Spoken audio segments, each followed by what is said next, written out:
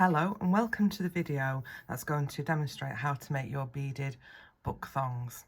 So in your pack you will have 2 strands of the waxed linen cord. Now these should be big enough for you to make a book thong that will fit through an A4 book with the ends ready for beading. You will also have a sufficient amount of beads to allow you to complete both book thongs. And if you bought the Christmas pack, you'll also receive 2 random snowflake charms to sit on the end of each of the book thongs. Okay, you may find it useful, or you will find it useful, to have a sharp pair of scissors. And if you have some glue, this is the glue that I use, if you have some glue that's a clear drying glue, so PVA will work. It's not an absolute necessity, but it can help to secure the ends. So what we're going to do is we will start by making the knots to start putting the beads on. So as we go through, I'll give you some hints and tips of the sorts of things that I'm looking out for when I'm doing it. But obviously you're making this beaded bookmark to suit you and what you like. So what you're going to do is you're going to take the length of thread and you're going to decide where you want to put the knots. Now I have a standard size book here.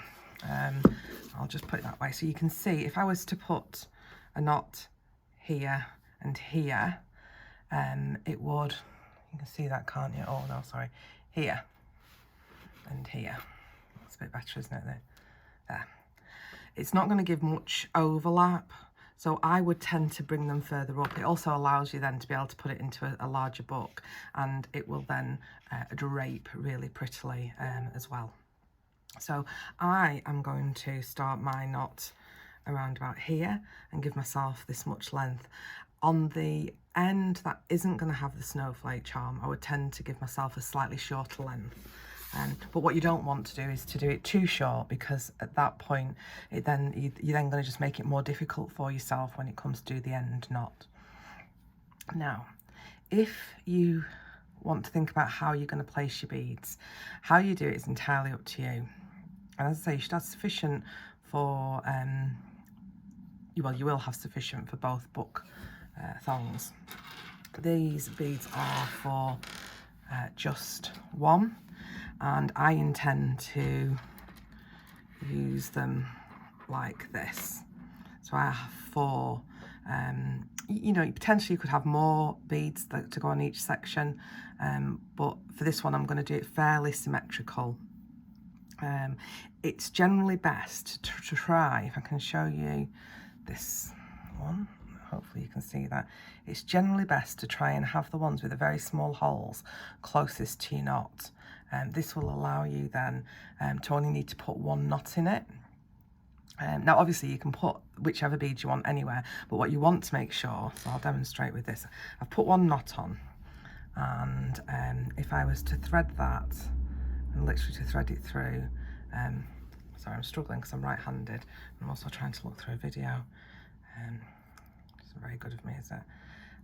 So you just literally push it through. So you can see that single knot is very, I'm pushing quite hard on that, it's quite firm on that. Now if I was to use one of the bigger blue beads that have a bigger knot, it's going to take that through, so you're not going to have the resistance as you would do, in which case you would want to put a bigger knot in it. Okay, so the knot needs to be a sufficient size to stop the bead from going over it. So this is the first one, and what I tend to do is I tend to do the knot, then the beading, and then go down to the other end and do the next knot and the rest of the beading. If you are helping a child with this, you may decide that what you want to do is do the knots first, allow them to put the beads on, and then come back and do the second lot of knots. If you are with a very young child, then of course some of these beads are very small, so they shouldn't be left unsupervised. I'd say until they're about 7 or 8, this needs to be a hands-on with them. So for this instance then I'm going to put one of these small ones on, and that will be my first bead. I'm just twisting it as I go because it's small, and now I've used this thread, it can sort of slightly open up a bit. So by twisting it as I push it in, you see that it should then make it just a bit of an easier job. There we go, went straight in. So I press that back together again. Now the wax linen cord doesn't make the doesn't mark the book in any way. So that's that one. I'm then going to put this crackled blue bead onto this end. Yeah, I'm going to put the crackled blue bead onto this end. I was deciding whether this is going to be on the snowflake end. To be fair, they always look really good, so it doesn't make a huge difference. It's all down to your personal preference, isn't it? And then this pale blue pearlescent one, and then I'm going to finish it with this I don't even know the name of the shape, but this beautifully shaped white one. Okay, and that is the threading. So I think that looks quite pretty. I hope you agree that that looks quite pretty. And then when you come to do your knot, this is why you probably find the children will need some help with it. Pull it through, and then what you want to do is you want to hold where the knot is, and then pull down on the beads, and then press the knot up towards it. Okay, now this is going to need another one because this is a slightly bigger hole. Now, when I do this, I sort of go behind the knot as I'm threading it through. You can see why you would need to have a decent amount of knot now, can't you? Sorry, thread at the end. Okay. And again, you're pushing down on it, and those have now gone over each other, and that should be sufficient.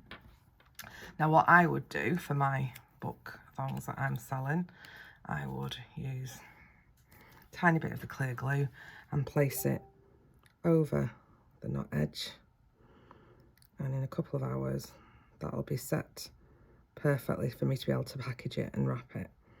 Okay, I would not cut the ends off until that has set, and I think that's just because that's what I'm used to doing. I don't think it would actually make too much difference if I did cut the ends off. So that's the first one. So I'm now going to go back to my book, and I'm going to decide. So that's where my beads are, and I want a bit of length there, and I also want a bit of length here. So I'm actually going to do this one here, which gives me plenty of length then, because I'm going to need a little bit of extra to tie the, I've got a bead rolling off the table, to tie the snowflake on. Okay, so there we go, just one, and I'm going to do it in exactly the same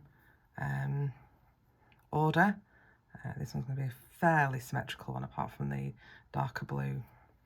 Sorry, you can't see that, can you? The darker blue one won't be quite the same. So there we go. So then I've got this sort of almost like a nugget, which is very pretty. I like having them slightly different. And then the large blue pearlescent one. And then the final white one, which again is going to need 2 knots. Okay. So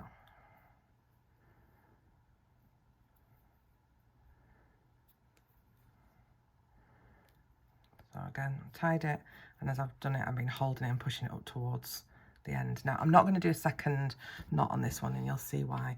So I am going to choose a snowflake. I'm going to choose this snowflake. The reason I'm choosing this one is it's actually quite a simple design, and I think with the blue and the white, it'll really set it off. So what you're going to do now is you're going to pop that into the bevel pendant section on the snowflake. I'm going to take that right up to the top. Okay, now it needs a little bit of space, not a lot of space, hopefully you can see that, just to allow it to hang. And you are once again going to knot it. Oh, she says. There we go.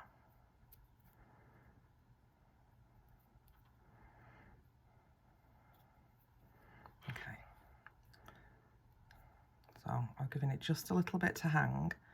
That white one, if it drops down, it's not going to go anywhere because of the snowflake. But now I'm going to do a second knot just to doubly secure it. And then again for mine, it will get a bit of glue on. Okay, and the glue will go just on the end where the last knot is. Again, you don't need a massive amount. You're just ensuring, yeah, it's your insurance policy that it's not going to come loose. Because of course, once you've cut the tie, you've no flexibility then for moving it. All you could do is make it again and make it slightly smaller if you can get the first knot done. Right, so this will hang nicer when the knot's been cut. So this is the beaded bookmark that we've just made, and I will slip it into the book. I'll move the video out a little bit so hopefully you can see it in the book. So you can see that it gives you a good length within there, hopefully. I'll turn it on its side again. So of course these would be cut off, and then that gives you your length. Okay, so I hope that that's made that really clear for you. If you do have any questions, please feel free to send me a message either on Facebook or Instagram, through the website. If you're watching this on YouTube, then you can message via YouTube as well. There will be on the website where the video is going to be posted, there will also be some written instructions. So if you prefer written instructions, they'll be there as well. So I hope that you have loved making your bookmark, and I hope that you enjoy using it, or if you gift it, that the recipient loves it. It's always nice, isn't it, when somebody's made something that is beautiful. And I'm going to say goodbye for now. Thank you very much for watching.